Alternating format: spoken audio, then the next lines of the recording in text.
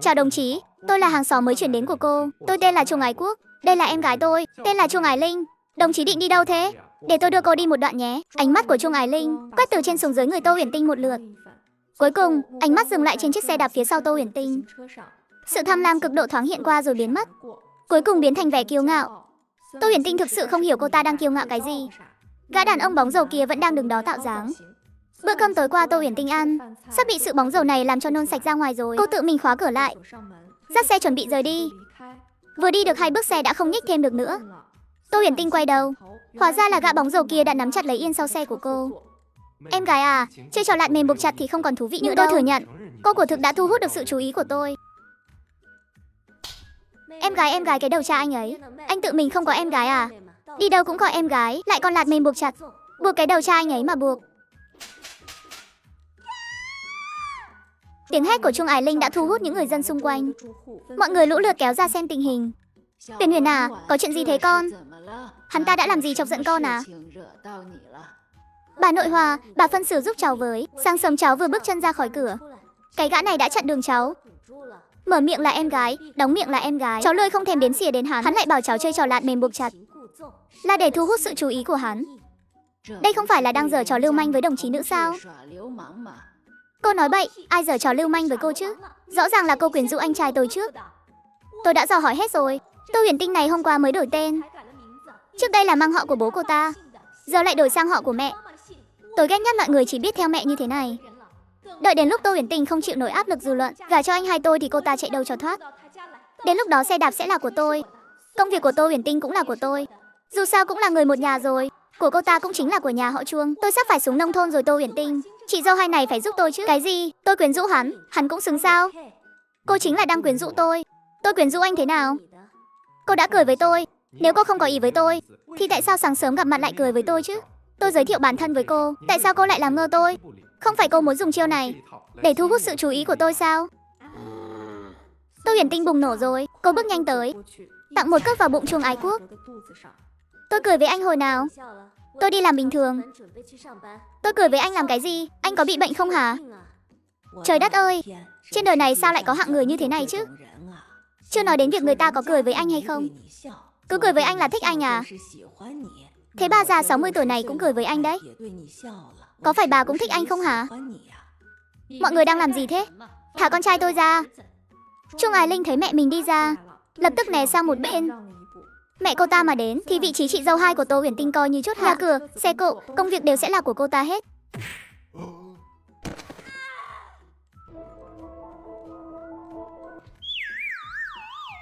Có người ngất xỉu rồi, mau đến người đưa đi bệnh viện đi. Ôi trời, mau phụ một tay với. Mẹ tôi da dày thịt béo, ngã một cái không sao đâu. Bà ấy đang diễn kịch thôi, một lát là hết chuyện ngay. Mọi người đừng lo lắng, cũng đừng để bà ấy lừa. Tô Huyền Tinh khi kể chuyện bắt quái này với chị Mã, vẻ mặt thật sự là không còn gì để nói.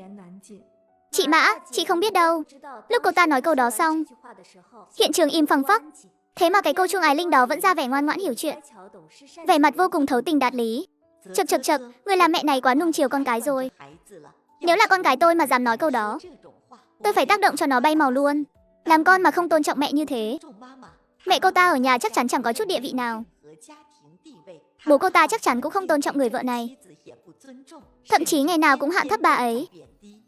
Chị Mã truyền đạt cho Tô Huyền Tinh kinh nghiệm nhìn người suốt nhiều năm làm việc ở hội phụ nữ. Kinh nghiệm cho thấy, thực ra một số đứa trẻ là kẻ biết nhìn gió đầy thuyền nhất.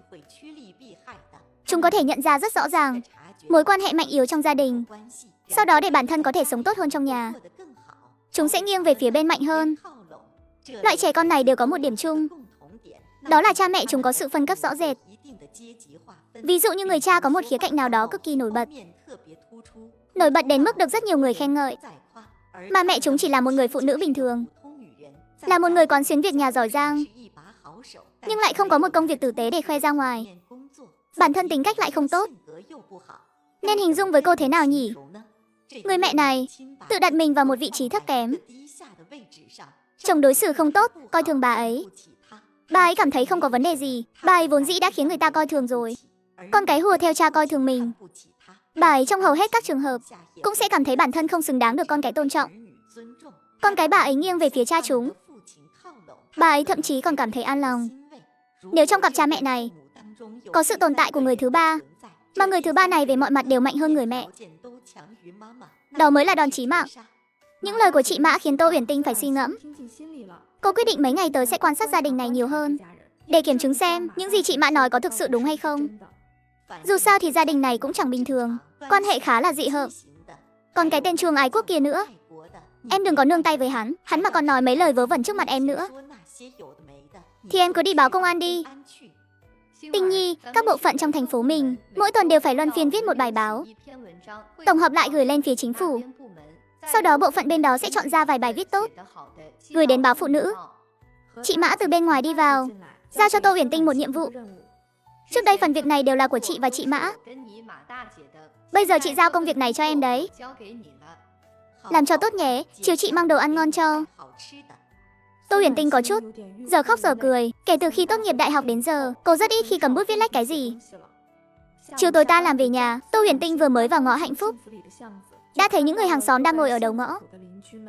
Bà nội Hòa cũng có mặt trong đó. Tô Uyển Tinh vừa nhìn đã biết chắc chắn là có biến rồi. Bà nội, mọi người làm gì ở đây thế? Nhà họ Trung sát vách nhà cháu đang làm loạn kìa.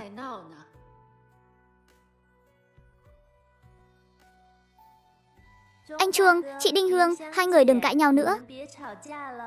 Đừng vì em mà cãi nhau nữa. Đám đông xem náo nhiệt ồ lên một cái rồi bùng nổ. Mọi người không kìm được nữa rồi, đứng dậy đi theo sau người phụ nữ đó, tiến về phía nhà họ Chuông. Tô Uyển Tinh được bà nội Hòa kéo đi, chiếm được vị trí hàng đầu vô cùng chắc chắn. Người sáng sớm xông ra giải vây cho con trai mình là Phòng Đinh Hương đang đứng trong dưới sân. Một người đàn ông tầm 40 tuổi, đeo kính đang đứng ở cửa phòng, vẻ mặt vô cùng thiếu kiên nhẫn. Vừa rồi bà nội Hòa đã phổ cập thông tin cho cô. Ông ta là chồng của Phòng Đinh Hương, là cha của Trung Ái Quốc và Trung Ái Linh, tên là Trung. Tô Uyển Tinh đã gặp Trung Ái Quốc lúc sáng. Trung Ái Linh đang co rúm lại trong góc sân. Trung Sở Ngôn nhìn người phụ nữ kia một cái, sự hối lỗi và xót xa trong mắt thoáng hiện qua. Quách Linh, em đến đây làm gì? Chuyện của anh và chị Đinh Hương không liên quan đến em. Cái tên Quách Linh vừa thốt ra, đám đông vây quanh đồng loạt hít một hơi khí lạnh.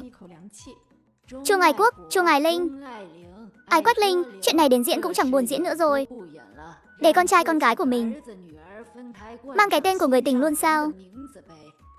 Trung Sở Ngôn, ông còn có trái tim không hả? Ông và Quách Linh bao nhiêu năm nay, ngay dưới mũi tôi, dưới danh nghĩa bạn bè, đã làm bao nhiêu chuyện dơ bẩn khuất tất. Vì các con mà tôi đã nhẫn nhịn tất cả.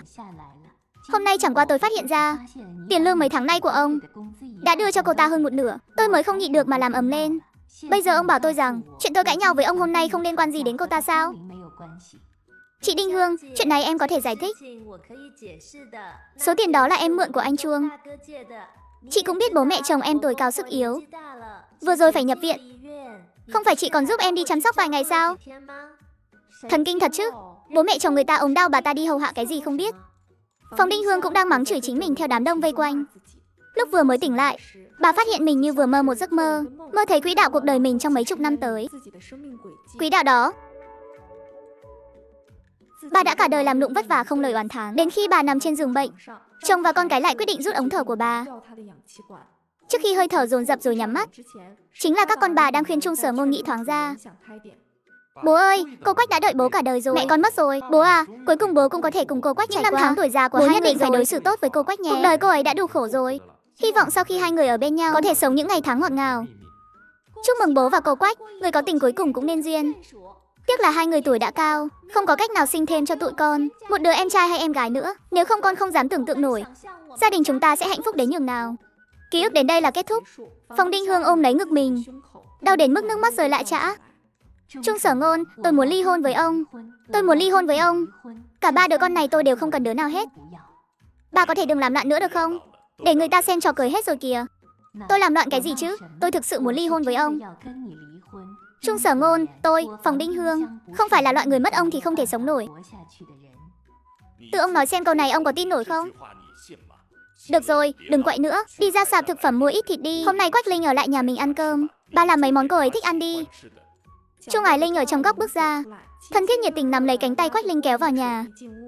Cô Quách, tụi mình vào nhà thôi. Mấy ngày nay con không được gặp cô rồi. Nhớ cô chết đi được. Vở kịch đến đây hạ màn.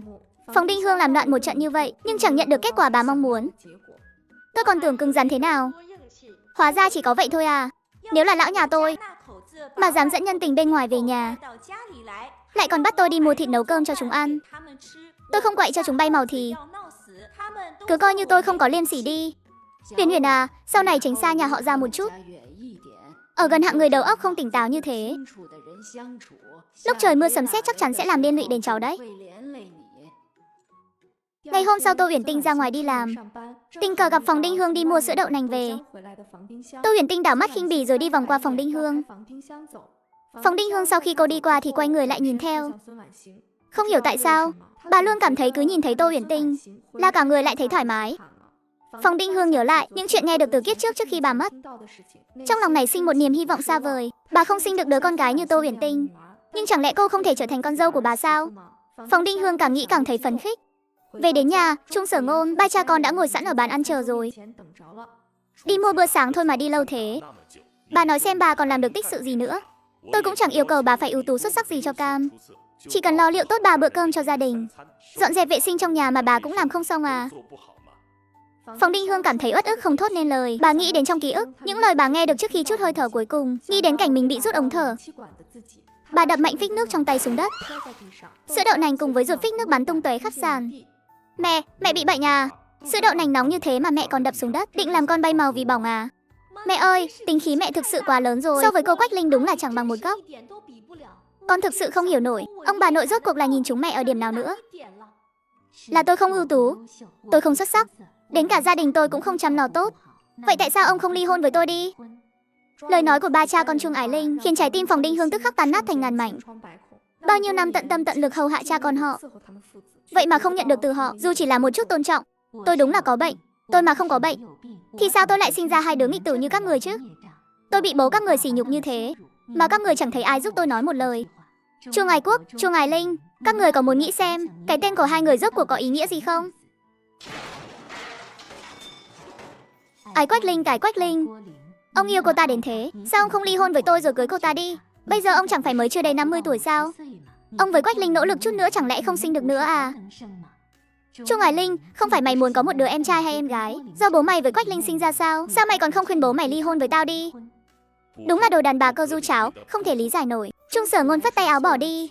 Trung Ái Quốc, Trung Ái Linh cũng bám gót theo sau. Đối với những lời cáo buộc của Phòng Đinh Hương, hai anh em hoàn toàn không để tâm, cứ thế rời đi. Tụi mình đi tìm cô Quách Linh ăn sáng thôi. Phòng Đinh Hương ngã khựu xuống đất. Ý nghĩ này ra trong lòng sáng nay càng lúc càng trở nên mãnh liệt. Bà muốn có một đứa con gái có thể bảo vệ được mình, hoặc là một đứa con dâu. Trung Ái Quốc tuy là một gã khốn nạn, nhưng nó lại có ngoại hình cực kỳ giống Trung Sở Ngôn. Không tin là Tô Uyển Tinh lại không thích nó. Chỉ cần Tô Uyển Tinh gả về đây, cuộc sống của mình chắc chắn sẽ rất tốt đẹp. Hôm qua đều nghe thấy Trung Ái Quốc nói rồi, nó thích Tô Uyển Tinh. Tô Uyển Tinh hoàn toàn không biết, chỉ một lần giáp mặt ngắn ngủi lúc sáng đã khiến Phòng Đinh Hương để mắt đến mình. Tô Uyển Tinh buổi trưa vừa tan làm về đến nhà, Phòng Đinh Hương đã tìm đến tận cửa. Bà định nói gì với tôi? Huyền Huyền, đây là 100 đồng. Tôi đến để hỏi vợ cho con trai tôi. Tôi muốn cô gả vào nhà tôi. Tôi sẽ đối xử tốt với cô. Tôi sẽ hầu hạ cô chu đáo, không để cô phải mệt nhọc. Chính là điểm này. Lời của Phòng Đinh Hương khiến Tô Uyển Tinh sững sờ. Cô không hiểu nổi tại sao lại có thể nảy ra cái ý định này lên người mình được. Tỉnh táo chưa? Tỉnh táo rồi thì bà hãy nghĩ cho kỹ đi. Đến đứa con do chính bà đẻ ra còn chẳng dựa dẫm được, thì con của người khác sao có thể để bà dựa vào chứ? Mặt của Phòng Đinh Hương nóng bừng vì đau.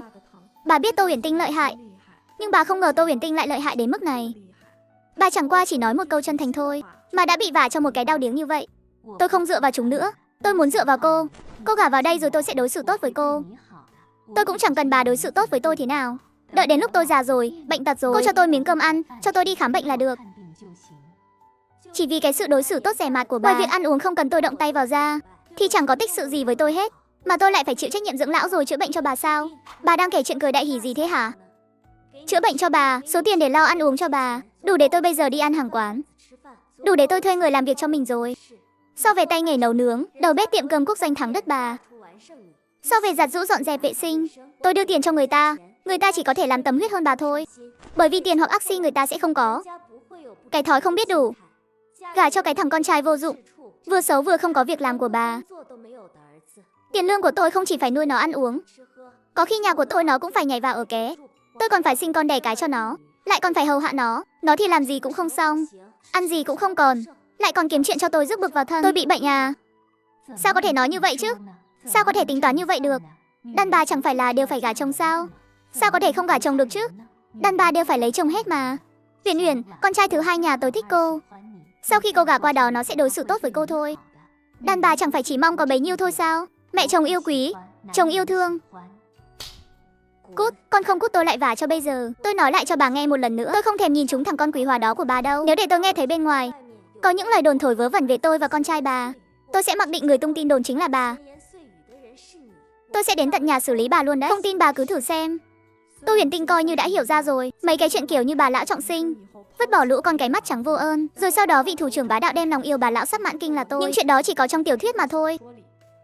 Thế là cô lại tặng cho Phòng Đinh Hương thêm một bạt tài nữa. Thấy mặt bà ta có vẻ không được cân đối cho lắm, Tô Huyền Tinh lại tiện tay và ngược lại một cái nữa.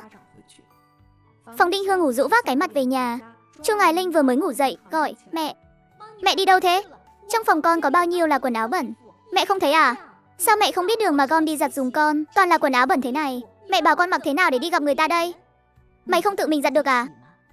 Chu Ngài Linh nhìn chằm chằm vào Phòng Đinh Hương một hồi, cảm thấy mấy ngày nay bà ấy rất không bình thường. Nhưng mà mặc kệ, cô ta chẳng quan tâm. Con cứ để ở đó đấy. Mẹ giặt cho con đi. Chu Ngài Linh cứ thế đi ra ngoài. Cô ta tin chắc rằng Phòng Đinh Hương sẽ giặt quần áo cho mình thôi. Chu Ngài Linh vừa đi, Chu Ngài Quốc liền đi ra. Cho con 2 đồng đi, con định đi ra tiệm. Không có, đi mà hỏi bố mày với cô Quách của mày ấy. Phòng Đinh Hương hất tay đi vào phòng, khuôn mặt nóng rát đau đớn, vô cùng đau lòng. 2 đứa con của bà, chẳng có đứa nào nhìn thấy bà đang bị thương, cũng chẳng có đứa nào thèm quan tâm đến bà. Buổi tối tan làm, Tô Huyền Tinh nhìn thấy Chu Hướng Dương đang đợi ngay tại cổng cơ quan, khiến cô có chút bất ngờ. Anh vẫn chưa về đơn vị sao? Tôi về rồi. Hôm nay tình cờ có người nhà của một đồng đội gửi đồ cho tôi mang một ít nấm rừng của tỉnh Biên sang cho các cô. Người nhà đồng đội tôi lên núi hái được, phơi khô rồi gửi tới đấy. Chu Hướng Dương vừa nói xong, đã thấy hai mắt Tô Huyền Tinh sáng rực lên rồi. Người tỉnh Biên thích ăn nấm rừng, Tô Huyền Tinh cũng không ngoại lệ. Xuyên không đến thành phố lớn, có được hộ khẩu thành phố lớn, có thể nói là rất tốt. Nhưng mỗi khi trời mưa, cô đều sẽ nhớ đến hương vị nấm rừng dại ở vùng núi quê hương. Đi, về nhà tôi làm món ngon cho anh ăn. Được, tôi đợi cô làm món ngon cho tôi ăn. Đến trước cửa nhà, Tô Huyền Tinh mở cửa. Chu Hướng Dương xách một đống đồ, đứng ở bên cạnh cô. Phòng Đinh Hương đi đổ rác, quay về thì đúng lúc nhìn thấy cảnh tượng này. Thấy Chu Hướng Dương cao lớn vạm vỡ, cùng với bộ quân phục trên người anh, bà chỉ thấy trước mắt tối sầm lại. Viện Hiển tan làm về rồi đấy à? Buổi trưa Phòng Đinh Hương mới bị Tô Huyền Tinh tác động vật lý xong, nhưng lúc này bà ta dường như chẳng nhớ gì cả, cứ như mấy cái tác của Tô Huyền Tinh chưa từng tồn tại vậy. Huyền Huyền, người đàn ông này là ai? Và có quan hệ gì với cô? Tao việc gì phải giải thích với mày? Mày với tao có quan hệ gì đâu? Cái bạt tai hồi trưa vẫn chưa đủ à? Bà thím này, tao cảnh cáo mày lần cuối, đừng có đến trước mặt tao mà làm thân. Có thời gian đứng đây lôi thôi với tao. Tha mày về mà dọn dẹp cái đống hỗn độn ở nhà mày đi.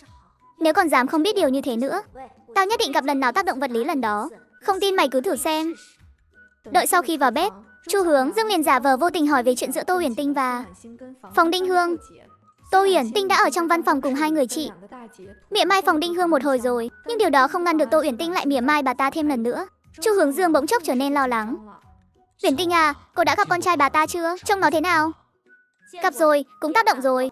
Ha ha ha, tác động tốt lắm. Đáng bị tác động. Phòng Đinh Hương nhà bên cạnh lúc đang nấu cơm, cứ như người mất hồn. Trung Ái Quốc vào lúc này cũng nghênh ngang trở về. Ái Quốc, con lại đây, mẹ bảo chuyện này. Trung Ái Quốc tâm trạng đang tốt liền đi tới. Phòng Đinh Hương thấy nó nghe lời mình như vậy, cảm thấy thằng hai này hiện giờ vẫn còn nghe lời mình.